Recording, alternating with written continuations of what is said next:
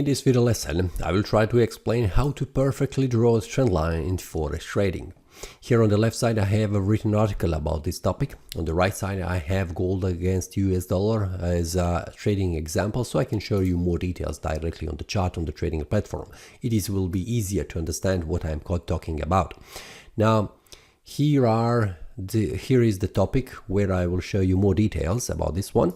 First of all, these are the downtrend example and how to draw them. This will be here on the chart on the written article, but later on I will show you directly on the chart how to make that. Now, how to draw a trend line correctly. First of all, you need to have a clean chart, and that means you should not have, for example, like this one. Just a minute, chart window, and here it is. I usually cannot work with this because I would like to have a clean chart which shows me much more clearly what is the current price, these candles I would like to have. So for example, if you would like to have a clean chart, usually I like to make this one. Click the right mouse button, click properties, then you have color scheme, black on white. Here it is, right mouse button, click grid, so you can remove these grid lines. Click the daily, so we can create the time frame, and then click candlesticks. Zoom in, and here it is. Now I have a clean chart which will be very easy for me to show you a trading example.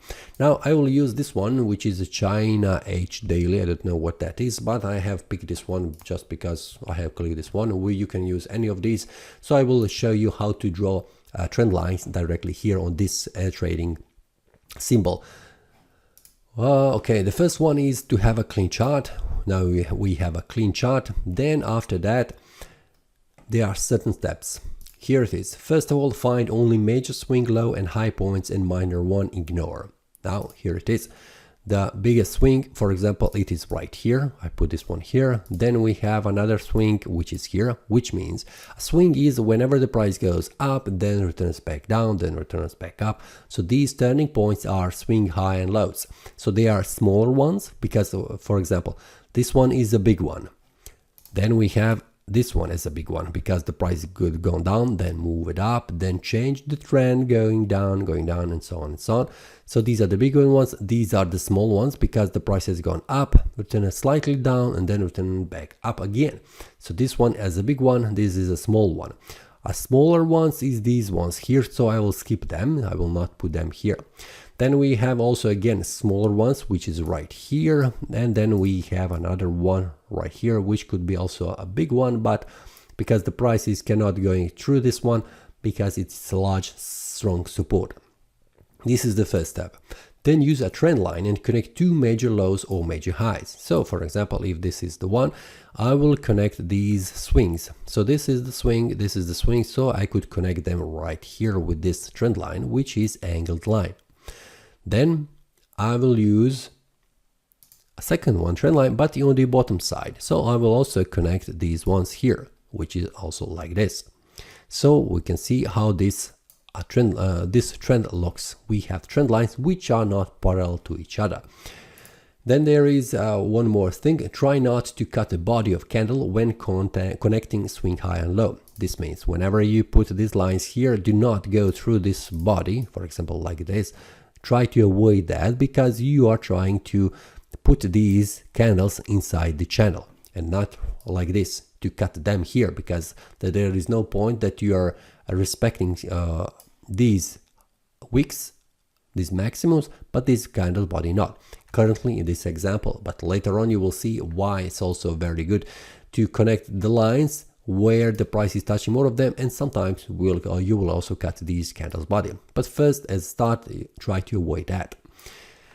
Then, if the trend line passes next to another swing point, adjust your trend line to touch that one. You need to look to touch as many as possible swing points to get better trend line area. So this means if you are respecting these two lines, and then there is more these wicks, we can see that here, so there will be much better that you also do like this, because in this case you can see that you are touching this candle, this candle, this candle, almost this candle, almost this candle, this candle, and this candle, instead of touching only this one here. So this is also one of the ways how you can do that. But what I have said, try to touch them as many as possible, because this means much more the price is respecting this area than this area, because we can see how the price is moving up and up. The price has touched many of these. So if I connect first of all this here and this one here, we can see in the future how the price respects this line. It is respecting as a resistance. It's not perfect, but it's okay. Then we have here use higher time frame, like daily time frame. I am currently on the daily time frame, and I'm currently using that one.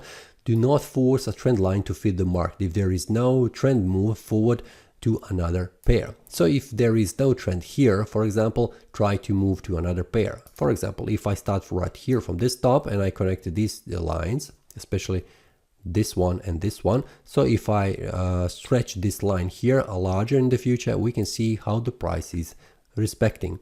Then we have on the bottom line, we have also this one here. So I will put and connect these lines. This is the wick and also this is the candle body. So this is some kind of a channel. Well, it's not perfect channel, it's not parallel, but this is also a way how you can draw the trend line first of all. Now here it is an example where I have connected the swing high and lows. We can see that in the first step I find them and mark them on the chart. Then I put here a trend line where I connect these swing highs and these swing lows together, so I can form this channel. We can see that here. And after that we can see there is another line that we could put, and that is also another one, a trend line that could be drawn here just to have another area where the price could go. If the price goes outside of this, we can see where the price could reach in the future.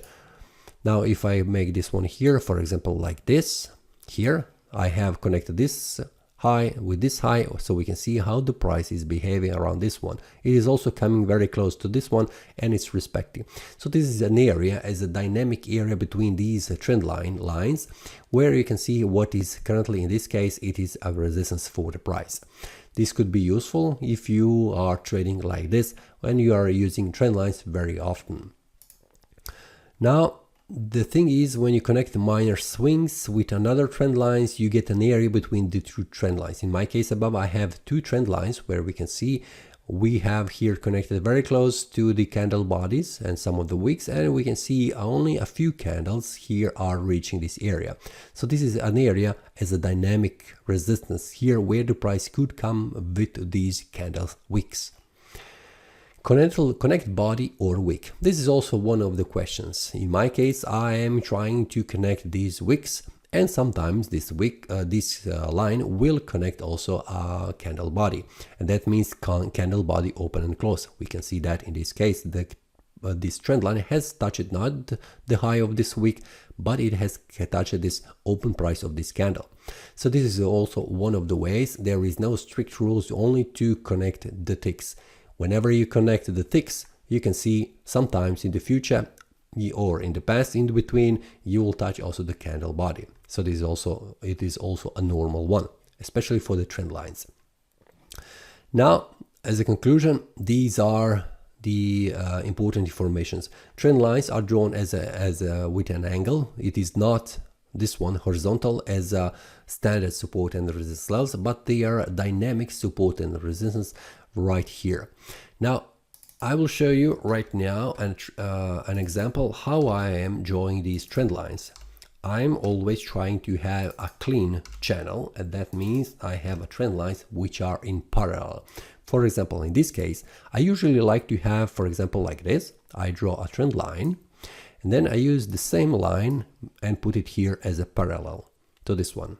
Okay, I will move it a little bit far away, and then I like to move, if it is parallel like this one, I like to move that here on the bottom side and connect some of these wicks and also candles body if it is necessary.